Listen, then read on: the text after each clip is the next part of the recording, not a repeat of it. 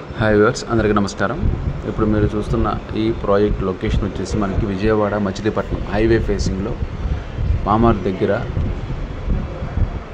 ఏదైతే విజయవాడ బందర్ హైవే ఉందో దానికి ఆనుకొని త్వరలో ఇవ్వబోతున్న ప్రపోజ్డ్ సిఆర్డీ లేఅవుట్లో మనకి ప్రజెంట్ ఓపెన్ ప్లాట్స్ సేల్కి ఉంటాయండి.